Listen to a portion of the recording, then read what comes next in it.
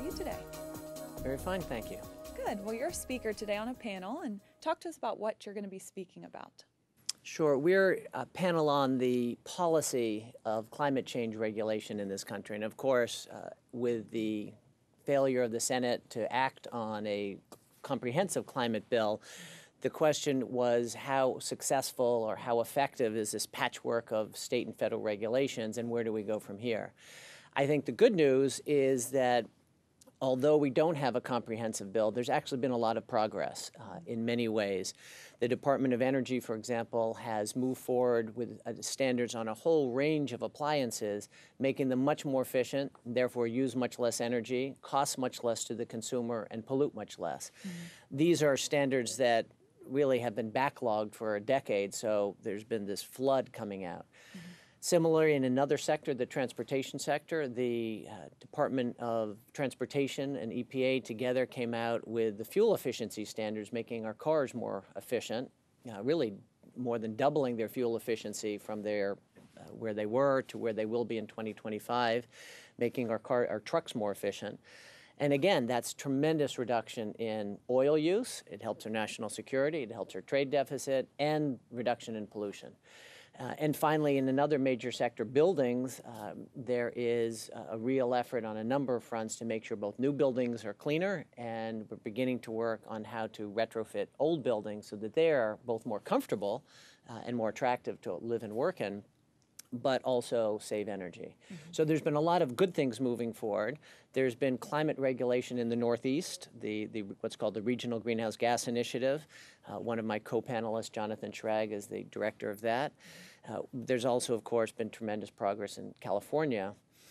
So that's the good news. The bad news is that the science marches on, carbon emissions march on.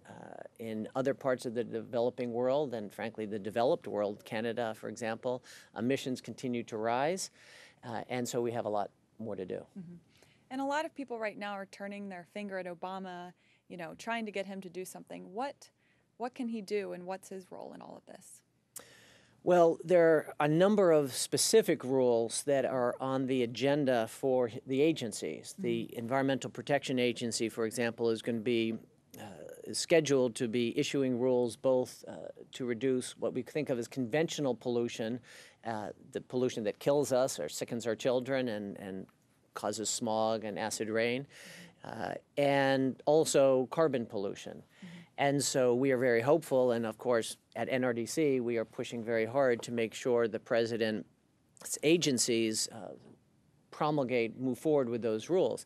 I think it's important, though, and I said this to the panel, and I've said this many other times, that we not sit back, whether it be environmentalists or whether it be the progressive businesses that recognize that this country needs a sensible energy policy. They can't sit back and say nothing and just hope the president acts. They have to get their voices heard. Right now, the voices that are being heard in Washington, and you can see this by the crazy political non-dialogue, are the voices of those who just want to say no to everything. And yet the great news is that history shows that environmental regulation spurs a tremendous amount of innovation, not only in the pollution sector, but in other sectors.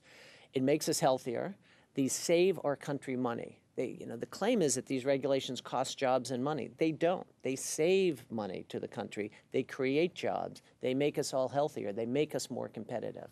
So we need those voices, the health community, the business community, those who are thinking longer term, to be much louder, to back the president up.